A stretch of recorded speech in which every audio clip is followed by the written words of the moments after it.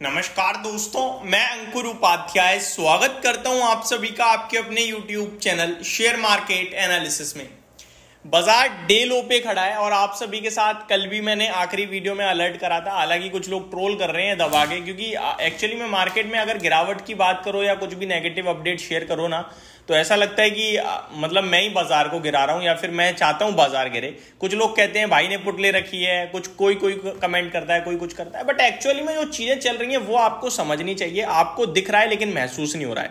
For example, आज आरती industries के ऊपर मैंने वीडियो बनाई, 650 रुपए करीब उस समय ट्रेड कर रहा था। मैंने आपसे कहा कि स्टॉक क्यों टूट रहा है पता नहीं है।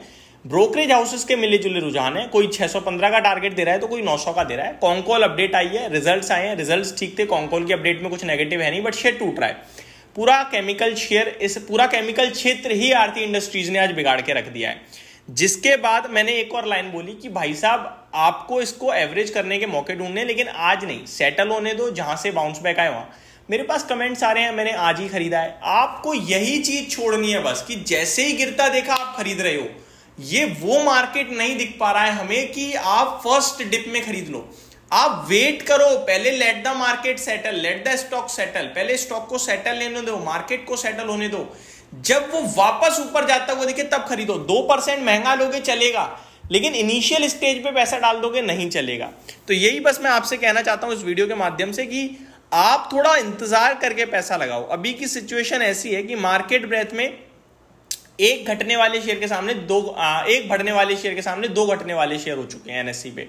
सुबह ऐसा था कि सब हरे निशान में था, अब पूरा उल्टा हो गया है, तो बढ़िया नहीं है स्क्रीन। अब आता हूं मैं एक बड़ी अपडेट पे। दोस्तों, गवर्नमेंट की तरफ से बड़ी अपडेट आते हुए दिख रही है एथेनॉल को लेकर। हमारे कुछ फेवरेट स्टॉक्स थे जिनमें बड़ी तूफानी तेजी भी चली है। पहले मैं आपको अपडेट देना चाहूंगा एथेनॉल ब्लेंडिंग। आप सभी को याद होगा 2022-2023 में हमने आपसे कहा कि इनको कोई भी प्राइस टारगेट के हिसाब से बाय नहीं करना चाहिए, इन्हें 2030 तक होल्ड करना है, क्योंकि 2030 तक सरकार का जो एम था, जो लक्ष्य था, वो था 20% का एथेनॉल ब्लेंड करना पेट्रोल में। उसके बाद सरकार ने एक मुहिम और निकाली कि पेट्रोल के साथ साथ डीजल पे भी हमें चेक करना है क्या एथेनॉल ब्लेंड किया जा सकता है। उसके बाद काफी सारे ट्रायल फेजेस हुए, जहां पे कुछ फेजेस में ये पाया गया कि बसेस में डीजल में एथेनॉल की ब्लेंडिंग सक्सेसफुल है। इनफैक्ट केवल इतना ही नहीं पाया, ये भी पाया गया कि एथेनॉल ब्लेंड करके जो चलाई जा रही है बसें, उनमें फ्यूल एफिशिएंसी पाई जा रही है, यानी कि फ्यूल की बचत हो रही है, तो माइलेज ज्यादा आ रहा है। तो ये और एडिशनल पॉजिटिव चीज मिली। तो एक तो ये बढ़ा है कि एथेनॉल कंपनियों के लिए एक एडिशनल पॉइंट हो गया कि पेट्रोल के साथ डीजल में भी वो ब्लेंड होंगे।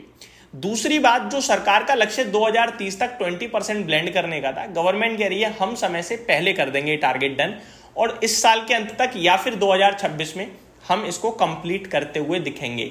अब आता हूं मैं आपके साथ कुछ आंकड़ों पर। आंकड़ों की मानी जाए तो 2021-22 में लगभग 10% ब्लेंडिंग अचीव हुई। 2020-21 लगभग 2020-21 में 8% थी, 2022 तक वो आपकी 10% हो गई। 2022-23 में 12% और करंटली 23-24 जो चला आपके लिए जून तक 13% अचीव हो चुकी है। और 2025-26 में लक्ष्य सरकार का है 20% अचीवमेंट का। ये पहले 2030 तक था, यानी सरकार अपने जो टारगेट्स थे उससे 5 साल पहले एथेनॉल ब्लेंडिंग अचीव करते हुए दिख रही है। अब मैं आप सभी के साथ कुछ स्टॉक्स भी शेयर करना चाहूंगा जो एथेनॉल ब्लेंडिंग या फिर इस पूरे क्षेत्र से रिलेटेड कंपनियां हैं। पहले मैं आपको और भी चीजें बता दूं, जो डीजल का जो ट्रायल बेसिस पे चेक किया गया था बसेस में, वो एथेनॉल ब्लेंड करने के बाद 5% की ब्लेंडिंग के बाद उन बसेस को लगातार 500 घंटे तक चलाया गया है, जिससे हमें ये पता चला है कि भाई साहब ये सक्सेसफुल है। साथ ही साथ फ्यूल एफिशिएंसी भी आई है। तो अब दो ट्रिगर बन गए। पहले तो पेट्रोल का एथेनॉल ब्लेंड 20% गवर्नमेंट इस फाइनेंशियल ईयर, इस कैलेंडर ईयर या अगले कैलेंडर ईयर तक कंप्लीट कर देगी। और दूसरा एडिशनल पॉइंट ये कि अब पेट्रोल में भी आपका एथेनॉल मिलाया जाएगा। ये सारी चीजें इसलिए हो रही है ताकि हम कच्चे तेल पे डिपेंडेंसी कम कर सके, जो कि देश के लिए बहुत अच्छी बात है। अब आता हूं मैं स्टॉक्स पे। देखो, डायरेक्टली एथेनॉल बनाने वाली कंपनियां कौन सी हैं? एथेनॉल बनाने वाली है श्री रेणुका शुगर, बलरामपुर चीनी और त्रिवेणी इंजीनियरिंग बड़े लेवल पे। एथेनॉल बनाने के लिए कंपनी तो एथेनॉल बना रही है, लेकिन कंपनी को बनाने के लिए प्लांट लगाने पड़ता है, फिर उनकी मेंटेनेंस, जो मशीनरी होती है उनकी मेंटेनेंस, प्लांट्स की मेंटेनेंस, और अगर कैपेसिटी एक्सपेंड करनी है तो वो लगाना पड़ता है। शॉर्ट में एग्जांपल बोलूं तो बना तो यही जो चीनी से आपका एथेनॉल तो कंपनियां बना देंगी, लेकिन एथेनॉल प्लांट या उसकी कैपेसिटी एक्सपेंशन या उसकी मेंटेनेंस करने के लिए आपकी जो कंपनी है वो आपकी आ जाती है प्राज इंडस्ट्रीज, जिसको लेकर मैं काफी बुलिश हुआ था रिसेंट डेज में, अगर आपको याद हो तो। और मैंने आप सभी के साथ प्राज इंडस्ट्रीज को डिस्कस भी किया था अराउंड प्राज इंडस्ट्री तो एथेनॉल का डायरेक्ट कैपेसिटी एक्सपेंशन वाला है, ये हमने नीचे 450-500 रुपए पे डिस्कस किया हुआ है। 750 रुपए तक के लक्ष्य थे, वो ऑलरेडी डन हो चुके हैं। फिर आपका आ जाता है ग्रेन बेस्ड एथेनॉल। अब जितने भी एथेनॉल्स है ना, उन सब में सबसे महंगा यही है, यानी सबसे मोटा मुनाफा कोई बना रहा है तो वो ग्रेन बेस्ड एथेनॉल कंपनियां ही बना रही हैं। अब यहाँ पे आपके लिए आ जाती हैं 4-5 कंपनियां, लाइक इंडिया ग्लाइकोल्स, जो मैंने आप सभी के साथ कंटिन्यू डिस्कस किया है, रील इंस्टाग्राम एक ही हो गया, रील शॉर्ट आपका फेसबुक और डिटेल वीडियो यूट्यूब पे।